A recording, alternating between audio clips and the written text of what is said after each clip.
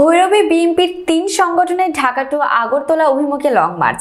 কিশোরগঞ্জের ভৈরবে বিএনপির ৩ সংগঠনের ঢাকা টু আগরতলা অভিমুখে লং মার্চে ভারত আমাদের পার্শ্ববর্তী একটি রাষ্ট্র।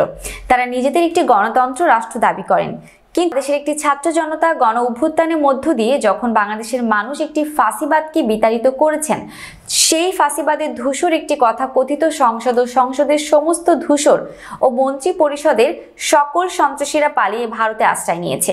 আমরা মনে করি ভারত সন্ত্রাসীদের আশ্রয়ের অভয়ারণ্যে পরিণত হয়েছে, এমন মন্তব্য করেন কেন্দ্রীয় স্বেচ্ছাসেবক দলের সভাপতি SM জিলানী। বিস্তারিত ভৈরব প্রতিনিধি মোহাম্মদ মিজানুর রহমান পাটোয়ারির পাঠানো তথ্যচিত্রে। ঢাকা টু আগরতলা অভিমুখে বিএনপির ৩ সংগঠনের লং মার্চে বুধবার ১১ ডিসেম্বর বেলা ১২টায় ঢাকা সিলেট মহাসড়ক ভৈরব বাস স্ট্যান্ডে নিউ টাউন এলাকায় এক সংক্ষিপ্ত আলোচনায় তিনি এসব কথা বলেন। তিনি আরো বলেন, এই বাংলাদেশ শেখ হাসিনার বাংলাদেশ নয়, এই বাংলাদেশ শহীদ জিয়া, বেগম খালেদা জিয়া ও তারেক জিয়ার বাংলাদেশ।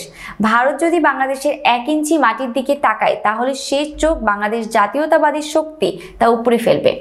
এই সময় তিনি বলেন, ভারতের শুভ উদয় হবে, আমরা তোমাদের ইলিশ মাছ দিয়েছি আর তোমরা প্রতিদানে দিয়েছ আমার যুব সমাজকে ধ্বংস করতে ইয়াবা ও ফেন্সিডিল। এছাড়া তিনি বলেন, কৃষি জমিকে ধ্বংস করতে ভারত প্রতিটি নদীর মোহনায় বাদ দিয়েছে, উর্বর জমি নষ্ট করেছে, যার কারণে জমিতে ফলন নেই।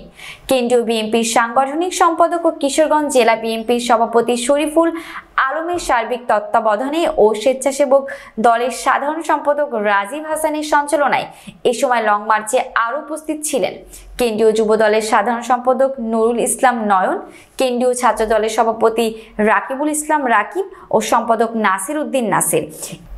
এছাড়া কিশোরগঞ্জ যুব দলের সভাপতি খায়রুজ্জামান শরীফ, সাধারণ সম্পাদক আব্দুল্লাহ আল মাসুদ সুমন, ভৈরব উপজেলা যুব দলের আহ্বায়ক দেলাওয়ার হোসেন সুজন, যুগ্ম আহ্বায়ক হাজী মোহাম্মদ জামান, পৌর যুব দলের আহ্বায়ক হানিফ মাহমুদ, সদস্য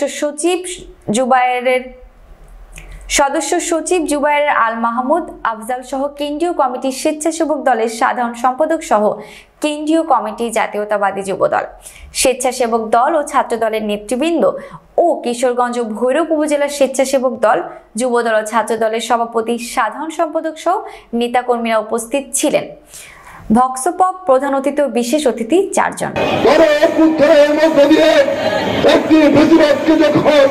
বাংলাদেশের মানুষ বিতাড়িত করেছেন, সেই প্রতিবাদের গোসল একটি তথাকথিত সংসদের সমস্ত সংসদরা যেখানে পালিয়ে গেলেন, ওই অবৈধ সরকারের সমস্ত মন্ত্রী পরিষদ যেখানে পালিয়ে গেলেন এবং ভারতে আশ্রয় নিয়েছেন। আমরা মনে করি ভারত একটি সংঘর্ষের অভয়ারণ্যে পরিণত হয়েছে। বন্ধুরা, আমরা বলতে চাই, ভারত সরকারের কাছে ভারত সরকার আপনার সমাবেশ শেখ হাসিনা তো আপনার কাছে রয়েছে। মনে রাখবেন, এই বাংলাদেশ শেখ হাসিনার বাংলাদেশ নয়, এই বাংলাদেশ শহীদ জিয়ার বাংলাদেশ, এই বাংলাদেশ খালেদা জিয়ার বাংলাদেশ, এই বাংলাদেশ তারেক রহমানের বাংলাদেশ। খালেদা জিয়া বলেছিলেন, বাংলাদেশের বাইরে আমাদের কোন প্রভু নেই, বন্ধু আছে। আমাদের প্রিয় সাংগঠনিক অভিভাবক, প্রিয় নেতা বিএনপির ভারপ্রাপ্ত চেয়ারম্যান জনাব তারেক রহমান বলেছেন, বাংলাদেশের স্বাধীনতা সার্বভৌমত্বের প্রশ্নে আমরা আপসহীন, বিএনপি আপসহীন।